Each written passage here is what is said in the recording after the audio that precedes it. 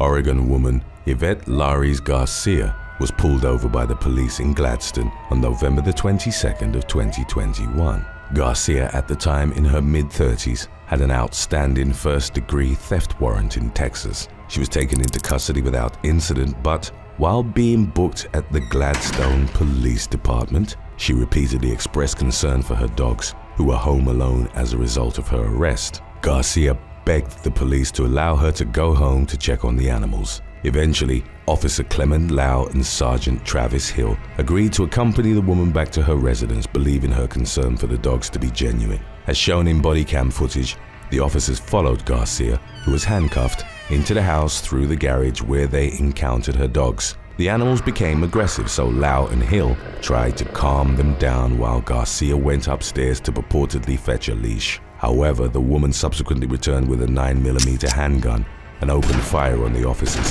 Hill was struck once in the arm and once in the leg, just below the knee. Lau returned fire on the suspect, who cried out after being hit. Despite her injury, Garcia continued shooting, prompting Lau to call for backup. When additional officers arrived at the scene, the suspect was neutralized, having sustained multiple gunshot wounds to her spine, leg, abdomen, and arm. Sergeant Hill reportedly suffered permanent nerve damage in his leg and foot and was consequently forced to retire after 20 years on the force. Garcia pleaded no contest to an aggravated attempted murder charge. She also pleaded guilty to first-degree assault and attempt to commit a Class B felony. The theft charge, for which she'd originally been pulled over, reportedly stemmed from her stealing $1.4 million from the oil company she worked for in Texas. Following court proceedings in Clackamas County, Oregon, Garcia was sentenced to 10 years in prison and was ordered to pay $50,000 in compensation.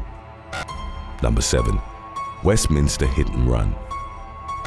Video footage of a hit-and-run crash at the corner of 80th Avenue and Sheridan Boulevard in Westminster, Colorado went viral on TikTok during the spring of 2023. The widely shared clip showed a young woman abandoning her car to flee the multi-vehicle collision before police arrived. Bystanders could be heard shouting at her to stop, and one of them even briefly challenged her to a fight before she ultimately escaped. Fortunately, responding officers were able to catch up with her thanks to a witness who followed her in their car. Although the 21-year-old suspect's name wasn't disclosed to the public, subsequent reports revealed that she had a warrant out for another hit-and-run crash from 2020. She was booked at the Adams County Jail in connection with that incident and was also issued a summons for several traffic offenses relating to the more recent crash, which left the woman with a broken arm.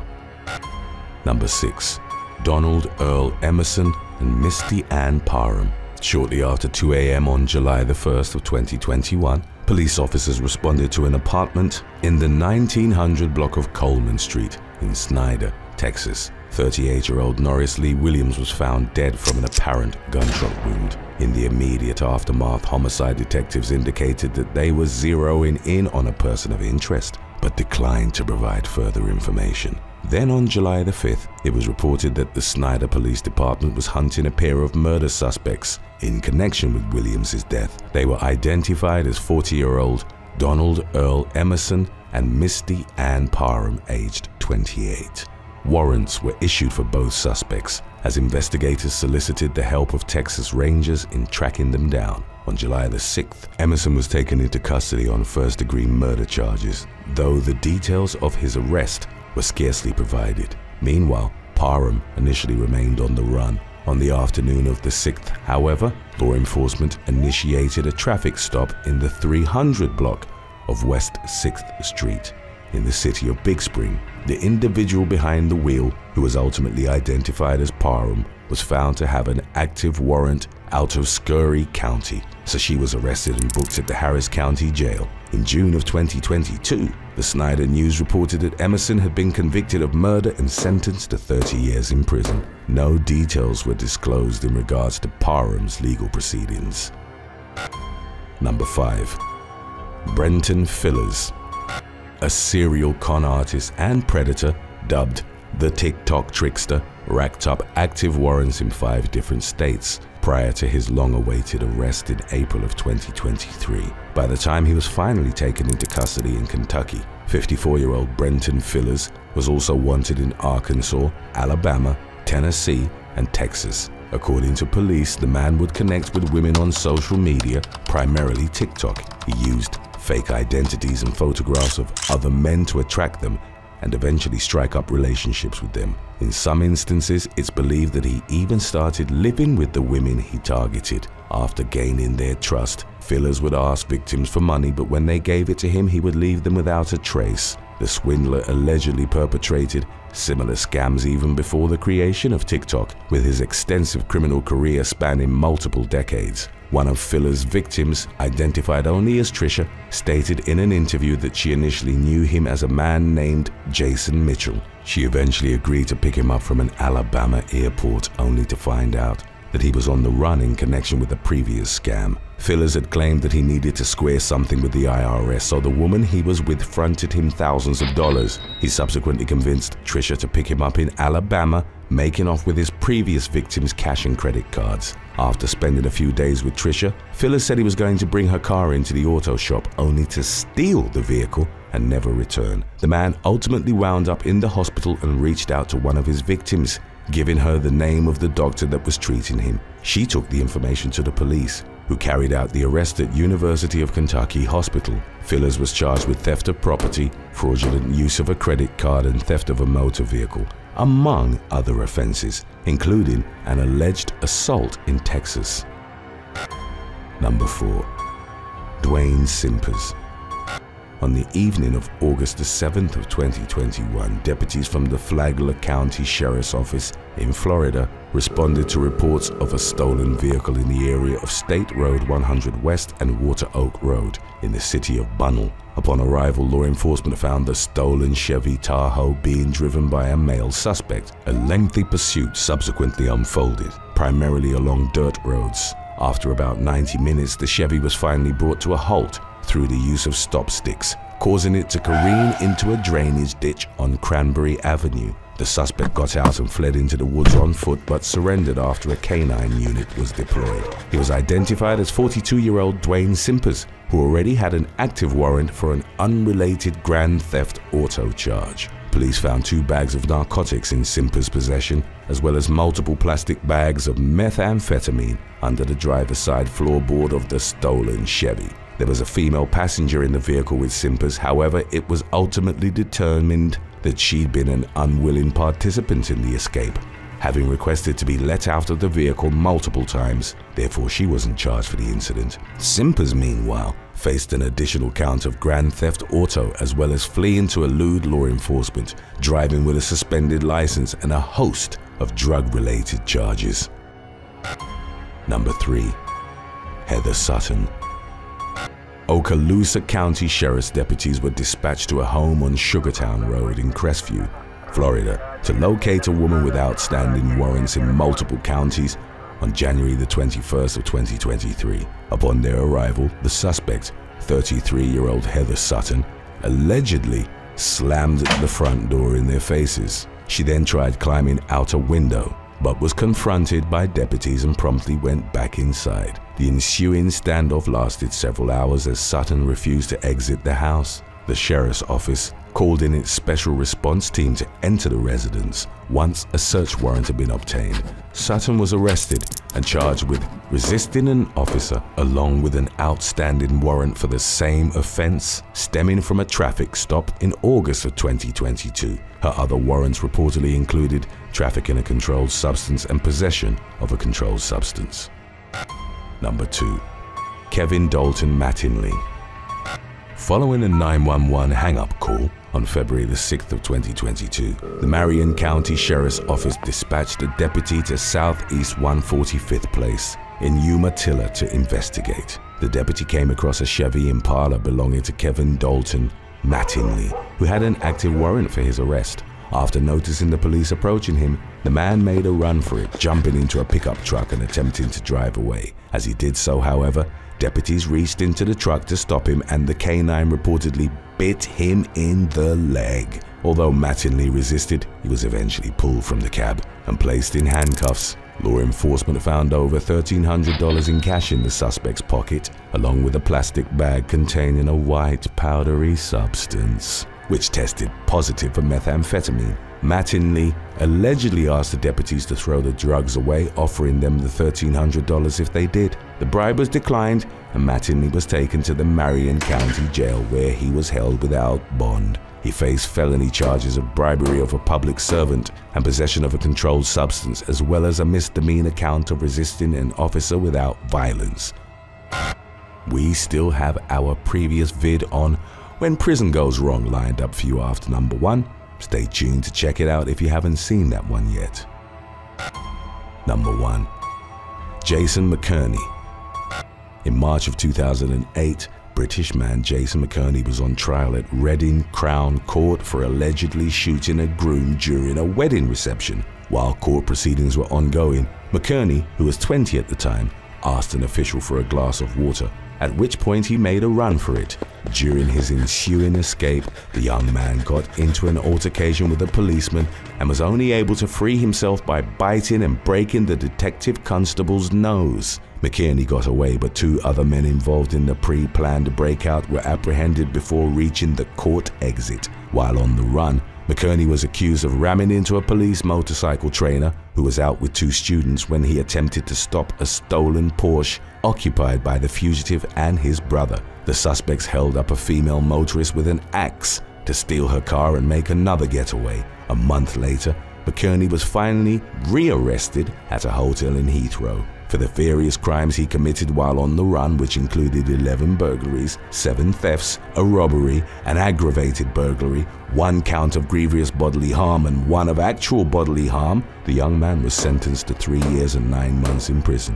During a retrial for the wedding reception shooting, McINERNEY was given an additional 16 years behind bars. He was released from a British prison in 2022 at the age of 35. One day the following summer, he and his girlfriend went to the beach in Costa del Sol, along the southern Spanish coastline. At some point, McINERNEY stabbed the woman, then left her on the side of the road in Mijas. A Spanish government representative later revealed that the victim returned to the UK after being hospitalized for her serious injuries. An international manhunt was launched in the wake of McINERNEY's latest crime, culminating in his arrest at an undisclosed location in the UK in late July. Number 6. The death of Whitey Bulger. After spending numerous years near the top of the FBI's most wanted list, notorious gangster James Whitey Bulger was finally arrested in 2011. During his criminal trial, which took place 2 years later, he was convicted of killing at least 13 people in his capacity as the leader of South Boston's infamous Winter Hill Gang. Bulger was consequently sentenced to 2 consecutive life terms plus 5 years. It emerged in court that the organized crime boss had been an FBI informant for several years. Started in 1975, although Bulger himself vehemently denied the revelations. In return for the information he provided to the authorities, Bulger and the Winter Hill Gang were effectively ignored by local police, according to court documents. His association with the FBI reputedly came to an end in 1999, when he was officially deemed the agency's most wanted fugitive, second only to Osama bin Laden. Bulger and his longtime girlfriend were taken into custody outside an apartment complex in Santa Monica, California, in June of 2011. Despite his adamant denial of having had any involvement with federal authorities, Bulger's perceived ties to the FBI quickly made him the target of other inmates in the prison system. On October 30th of 2018, he was transferred to the United States Penitentiary Hazleton near Brewston Mills, West Virginia. Within hours of his arrival at the high-security facility, Bulger was reportedly ambushed by a group of inmates. The assailants attacked the 89-year-old man with a sock-wrapped padlock and a shiv. When his body was found by prison guards, Bulger was described as unrecognizable due to the fact that his eyes had nearly been gouged out and his tongue almost cut off. It was reported that investigators had identified Massachusetts-based mafia hitman Photius Geas as the primary suspect in Bulger's murder. Number 5. REAGAN WIDENER. The Special Investigative Unit at the Oklahoma County Detention Center, or OCDC, conducted routine employee searches in December of 2021 as part of its ongoing efforts to prevent contraband items from entering the facility. During the search, investigators reportedly found an unauthorized cell phone in the possession of a detention officer named REAGAN WIDENER. In her subsequent interviews with the Special Investigative Unit, WIDENER allegedly confessed to having previously smuggled tobacco into the detention center. She also admitted to delivering packages containing illegal substances to an inmate for which she'd been paid a reported $2,000. Upon searching her vehicle, officers found marijuana, a loaded handgun, and a digital scale. She was consequently booked into county jail and charged with distribution of a controlled substance, possession with intent to distribute, use of a firearm while committing a felony, and carrying a weapon, drugs, or alcohol into jail. Widener was terminated from her position at the OCDC following her arrest. It was reported by the Oklahoma City Free Press that the center had fired a total of 3 detention officers in the final week of 2021. Number 4. Edward Muhammad Johnson. On July the 18th of 2018, a prison guard at the Minnesota Correctional Facility in Stillwater was murdered by an inmate. Subsequent reports revealed that the deadly attack had occurred after the suspect, 44-year-old Edward Muhammad Johnson, had checked out a hammer from the facility's metal shop. He subsequently used the hand tool to strike prison guard Joseph Gom. Following the incident, the detention facility was placed on a month-long lockdown. It was also reported that 3 guards resigned from their posts and other security officials demanded more surveillance cameras and staffing in vocational workshops in response to Gom's killing. At the time, Johnson was serving a 29-year prison sentence for stabbing his roommate in 2002. In October of 2020, he pleaded guilty to a charge of first-degree murder via video conference from the maximum security prison at Oak Park Heights. Court records indicated that Washington District Court Judge Ellen Maas immediately sentenced Johnson to life in prison without parole, citing state law that makes such a sentence mandatory in cases involving the murder of a law enforcement officer. The Associated Press reported that the slain guard's family planned to sue the Department of Corrections in connection to alleged oversights in the security measures taken by the prison. Number 3. Joseph Tate and Jesse Lopez. 2 inmates at Autry State Prison in Mitchell County, Georgia, orchestrated an elaborate fraud operation directly from their shared jail cell during the mid-2010s. In all, Joseph Tate and Jesse Lopez reportedly swindled millions of dollars from unsuspecting civilians who'd fallen victims to their jury duty scam. The 2 cellmates used contraband cell phones that they obtained with the help of a 3rd accomplice identified as Reginald Perkins to carry out their scheme. As detailed in subsequent reports, Tate and Lopez would make cold calls to residents of wealthy neighborhoods throughout the United States. During the calls, they would pose as law enforcement officers and falsely inform their victims that they had missed their court-mandated jury duty and would therefore be arrested if they failed to pay a fine. Perkins used his connections outside of prison to help secure wire transfers from the individuals who'd been victimized by Tate and Lopez. The fraud was eventually uncovered when one of their victims, 50-year-old Kaj Miller, followed up with her local county sheriff's office after receiving one of the scam phone calls. Miller later testified against Tate and Lopez during their ensuing criminal trial. The U.S. attorney in Georgia ultimately filed charges against 51 individuals who'd aided in the scam's execution. Tate, a drug dealer who was only a few years into a 40-year prison term, was given an extended sentence following the trial. Lopez, who was serving a 10-year sentence for 2 robbery convictions, was only sentenced to 3 years of probation. Number 2. Timothy Dunnigan and Trinity Bustler. In early June of 2019, an inmate at Baldwin State Prison near Milledgeville, Georgia, was brutally murdered by 2 other prisoners who were named as Timothy Dunnigan and Trinity Bustler. The victim, David Watson, had been serving a 25-year sentence prior to his killing. As was detailed during the case's pre-trial hearing in July of 2021, the suspects initiated their assault on Watson by choking him. Before the lack of oxygen caused the victim to fall unconscious, however, his attackers stabbed him several times in the face, neck, and lower back. The stab wounds would later be identified as the official cause of death. Watson was subsequently placed back in his bunk and his body was set ablaze. The authorities never publicly revealed what they'd believed to have been the motive for the deadly assault. Dunnigan and Bustler were charged with murder, and District Attorney T. Wright Barksdale III announced that the state of Georgia intended to seek the death penalty against both of them. At the time of the homicide, Dunnigan was serving a 20-year prison sentence for armed robbery, while Bustler had been incarcerated for multiple counts of burglary and false imprisonment. The latter was also the person of interest in a second murder investigation involving the death of Yaritza Serda, which had occurred on August the 30th of 2018. Bustler had been released on probation only a few months prior to Serda's murder and, upon being identified as a suspect, was remanded into custody in September. Number 1. Jaime Osuna. In the early morning hours of March the 9th of 2019, Luis Romero was methodically tortured and killed in his cell at California's Corcoran State Prison. According to the Los Angeles Times, the perpetrator was his cellmate, Jaime Osuna, who reportedly used a makeshift knife to carry out the gruesome murder.